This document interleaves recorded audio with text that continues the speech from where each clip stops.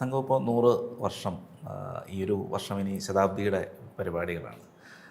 ഇത്രയും കാലത്തെ സംഘടനാ പ്രവർത്തനത്തിൽ ഇപ്പോൾ സേതുവേട്ടന് എന്താണ് തോന്നുന്നത്? വളരെ വളരെ കാരണം സംഘത്തിന് ആദ്യകാലത്ത് പരിഹാസം, ഇതെന്ത് ചെയ്യാൻ പോകുന്നു, കുട്ടിക്കളിയാണ്.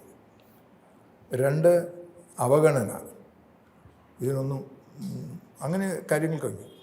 എതിർപ്പ് സർക്കാരിൻ്റെ ഭാഗത്തുനിന്നും കമ്മ്യൂണിസ്റ്റ് പാർട്ടിയുടെ വിഭാഗത്തുനിന്നും മലബാറിലെ മുസ്ലിം ഭാഗത്തുനിന്നും തിരുവിതാംകൂർ ഭാഗത്ത് ക്രിസ്ത്യൻസിൻ്റെ പ്രത്യേകിച്ച് ശബരിമലയുടെ കാര്യങ്ങളൊക്കെ വരുമ്പോൾ ഈ തരത്തിലുള്ള പലതരത്തിലുള്ള എതിർപ്പുണ്ട്. നമ്മൾ കുട്ടെന്നുള്ള ഒരാൾ പത്തനംതിട്ട ഭാഗത്ത് ക്രിസ്ത്യൻ ആൾക്കാരുകൊണ്ട് കൊല ചെയ്യപ്പെട്ടിരുന്നു. ഇതിനൊക്കെ അതിജീവിച്ച് സംഘം വളർന്നു. ഇന്ന് സംഘത്തിന് സ്വീകാര്യത വന്നു. ഒരു കാലഘട്ടത്തിൽ സംഘത്തോട് അനുകൂലിക്കുന്ന ആൾക്കാർ ഉണ്ടായിരുന്നെങ്കിലും പരസ്യമായിട്ട് അവർ വരാൻ തയ്യാറില്ല. അങ്ങനെയുള്ളൊരു കാലഘട്ടം ഉണ്ടായിരുന്നു.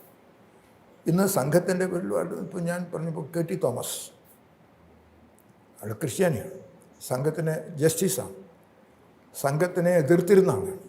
പക്ഷേ സംഘത്തെക്കുറിച്ച് അദ്ദേഹം മനസ്സിലാക്കി. അദ്ദേഹം പറഞ്ഞു, ഇന്ന് ഭാരതത്തെ രക്ഷിക്കാൻ ഈ മിലിറ്ററിയും ജുഡീഷ്യക്കും ഒരൊറ്റ ശക്തി, അത് RSS എന്ന് പറയുന്നു. ഇതുപോലെ ധാരാളം വളരെ പ്രോമനൻ്റ് ആയിട്ടുള്ള ആൾക്കാർ നമ്മുടെ കൂടെ വരാൻ തയ്യാറായി.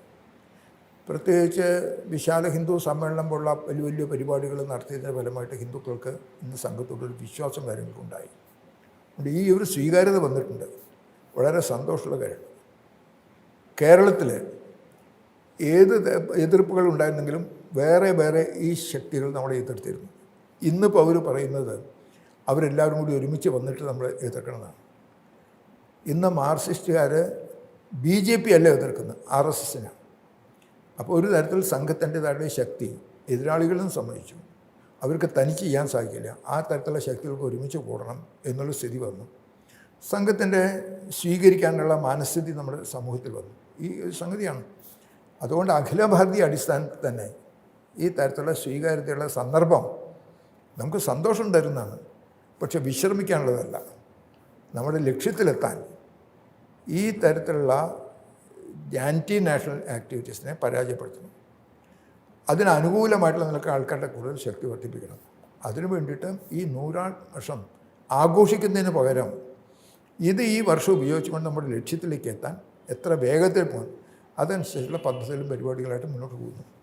അതുകൊണ്ട് ഈ നിരാശയുടെയും ഒരു വിഷമത്തിൻ്റെയൊക്കെ കാലഘട്ടം മാറിയിട്ട് ആത്മവിശ്വാസത്തോടെ മുന്നോട്ട് പോകാനുള്ള കാലഘട്ടത്തിൽ എത്തിയിരിക്കുന്നു. അതുകൊണ്ട് ഇപ്പോൾ നമ്മുടെ സർസംഘചാലക് പറയണ്ട 1947 അത് ഭാരതത്തിൻ്റെ സ്വാതന്ത്ര്യത്തിൻ്റെ ഇതാണ്.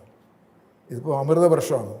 സ്വാതന്ത്ര്യത്തിൻ്റെ ശതാബ്ദി വരുമ്പോഴേക്ക് രാഷ്ട്രീയ സ്വയംസേവക സംഘത്തിൻ്റെ ഫലമായിട്ട് സംഘശാഖകളുടെ എണ്ണം സ്വയംസേവനമാണ്, സമൂഹമാകമാനം ഈ ഇതിൽ വരും. അതിനുള്ള പ്രവർത്തനങ്ങൾ പദ്ധതികളിൽ മുന്നോട്ട് പോകും.